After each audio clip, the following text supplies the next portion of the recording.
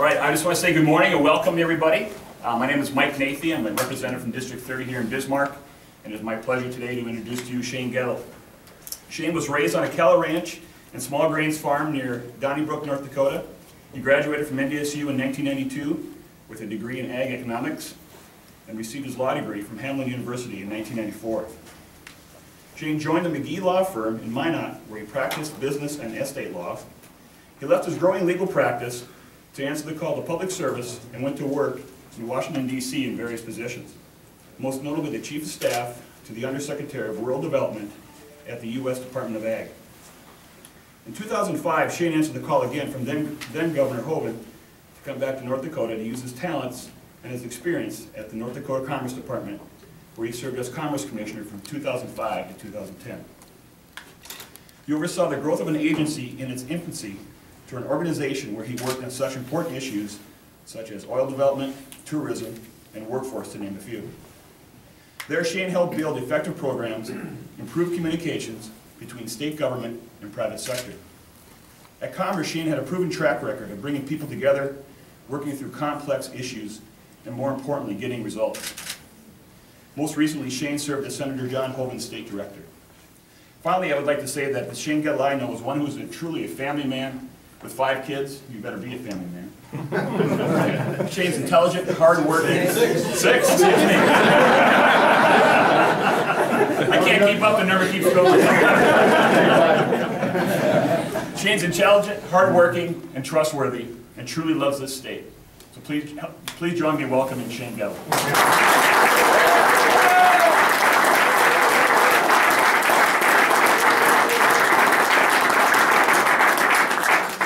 You and I have to go out for beer and catch up, I think.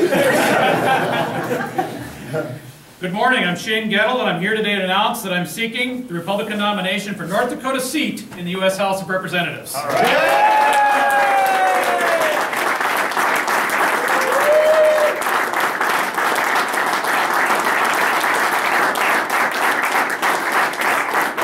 First, let me thank all of you for coming out today to show your support. That truly means a lot to me.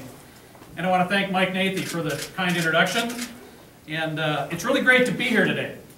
I have given this race a lot of thought, and with my family, who I want to introduce right now. It's my wife Brenda of nearly 20 years, and my son Dominic and Rachel. She's holding Rita, and this is Catherine, John, and Grace. We'll talk a little bit more about my family here in a moment. And we have it pretty good right now in North Dakota. Our economy is booming, unemployment is low, our population is growing, and we have a surplus which allows us to fund our priorities, deliver tax relief, and set aside reserves for the future. We even had some good weather this fall to top it all off, and so, we have it really good. But our country is facing a much different situation.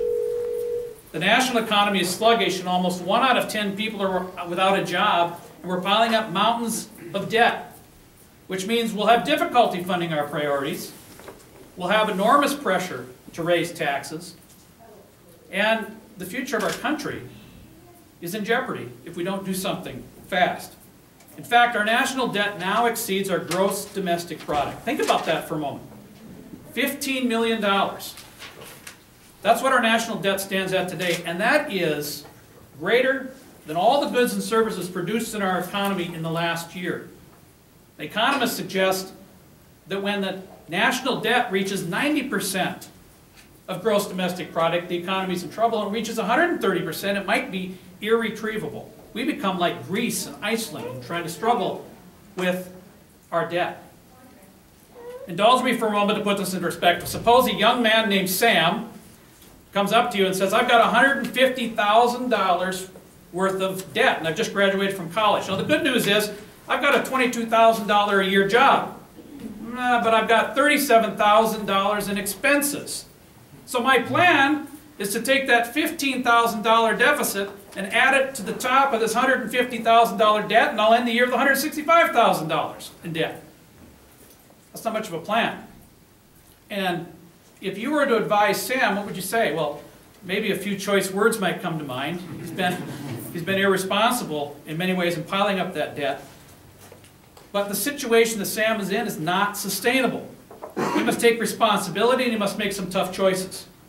He must cut his expenses, balance his budget, and pay down his debt. In fact, it's really not a choice for him. It's a requirement. If Sam wants to move forward, he must get his situation under control. Now you add 8 zeros behind each of those numbers, and that's a situation that Uncle Sam is in. That's a situation that our country's in. So what does that mean?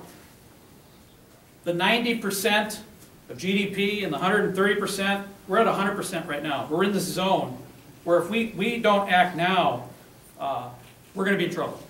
And we must act now on 2 fronts. We must do everything we can on the spending side of the ledger, and we must do everything possible to grow this economy and create jobs. So my campaign will be about bringing fiscal responsibility to Washington, and it'll be about growing jobs and expanding this economy. Let me talk first about the fiscal responsibility side. We must cut federal spending. And then we must cap the future growth of that spending, balance our federal budget, so that we can then tackle the next challenge, and that's paying down the national debt. That's the first step, controlling spending. But we must also focus on the revenue side of the ledger. It would be easy to suggest that simply raising taxes would be the way to balance our budget. But that would be trying to treat the symptom rather than the underlying problem. The problem is not that we aren't taxed enough. The problem is that our economy is sluggish, anemic, and under tremendous recessionary strain. And it doesn't have to be this way. In North Dakota, revenues have grown over the past decade without raising taxes. Instead, we focused our efforts on expanding North Dakota's economy. We did a number of things that our nation could do as well. In the audience today, there's a number of folks here who served with me on Empower North Dakota. I had the privilege of chairing that when I was the State Commerce Commissioner. We created a comprehensive energy policy. Through that policy, we removed roadblocks and adjusted incentives, and we made sure our regulatory agencies were helpful and not overly bureaucratic, so that while doing their jobs to protect the environment and consumers and the health of our people, they did so in a spirit of cooperation with business and industry, and not in a spirit of opposition that we see so prevalent in Washington these days. In the final months of my term as Commerce Commissioner, we focused on infrastructure out west. We developed a plan to deal with the roads and the housing and the workforce challenges and the water and sewer. There's a number of other things we did at the Commerce Department that I think our nation could get aggressive about too. We helped our agriculture producers and manufacturers identify new markets for crops and livestock and equipment in places such as Taiwan and China and Ukraine and Kazakhstan. And we took our producers and manufacturers right to those markets so they could develop relationships over there that translated into jobs over here. In the space of 5 years, we added $1.5 billion a year to North Dakota's economy by boosting our exports. We did a number of other things too. We helped our manufacturers identify skilled workers so that they could remain internationally competitive. We focused on promoting new and innovative businesses that would use modern technology to break into new opportunities. And we promoted our state aggressively, not just for visitors, but for investment. And more importantly, we promoted North Dakota as a place to live, work, and raise a family. And our efforts have paid off because we created a business climate in North Dakota in which business could thrive and job creators would create jobs. And along the way, tax revenues to the state grew, and they continue to grow today. Expanding our economy has created a broader base of taxpayers. And what we've done in North Dakota needs to be done in our nation today. North Dakota stands a tremendous example that when government works with and not against job creators do what they do best. They invest in their businesses, and they hire the people that are necessary to serve the markets. But North Dakota is not an island. Without a doubt, the biggest threat to North Dakota's economy is what's going on in Washington, D.C. And so I'm running for Congress to bring fiscal responsibility to Washington and to unleash the power of the free enterprise system to create jobs and improve our overall economy. Right now in Washington, a number of things that are going on are keeping our job creators from moving forward. Washington policy is simply creating a great deal of uncertainty, and so job creators hold back. To reverse all this uncertainty, there's a number of things that I'll be talking about during my campaign that I think are important to freeing up this economy. I believe we need to simplify and flatten our tax code. And if we do that, free enterprise will create jobs. If we start over with healthcare reform and embrace some features like choice and competition, allowing patients and doctors to make healthcare decisions, then I think free enterprise will create jobs. If we get the EPA out of the state's rights to regulate things like the visibility of their air and fracking for oil and gas and other things that are best left to state and local officials, free enterprise will create jobs. And if Congress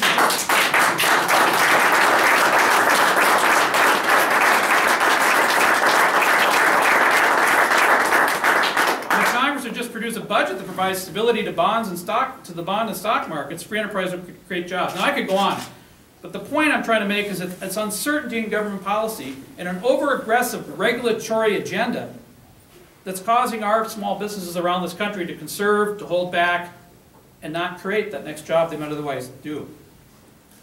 If we transfer power out of Washington and invest that power in individuals and families and communities and states, our free enterprise system will respond and it will create jobs. We really need to create the kind of business-friendly environment in this country that we've created here in North Dakota. As I wrap up, let me quote Ronald Reagan. He once said, all great change begins at the dinner table. As I look around the dinner table at my home and the faces of my children, I worry about their future in this country. We also talk about how this country should be. And my campaign will be about creating a vision for this country. We talk about a country in which our budget is balanced and we're paying down our national debt, in which job creators are creating new and exciting and innovative jobs. We also envision a country in which individuals and families are free to choose their own health care providers, and they're free to choose what kind of light bulbs they want to buy. We talk about that. We talk about a country in which decisions that impact our communities and state are not made in Washington, but rather are in the hands of local and state officials. So things like how to respond to a flood crisis and, as I mentioned earlier, how to regulate the visibility of our air. That should be done locally.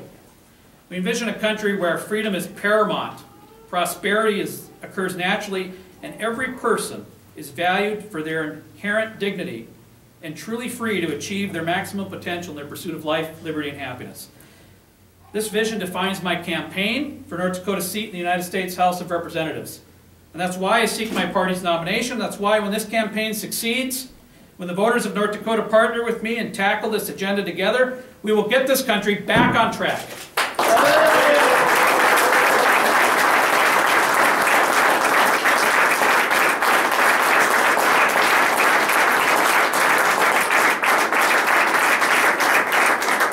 As you dine with your family and your friends, and you think about your own future at your own dinner table, I ask you to join me in taking action now and reforming the ways of Washington with the common sense that springs from the plains of North Dakota.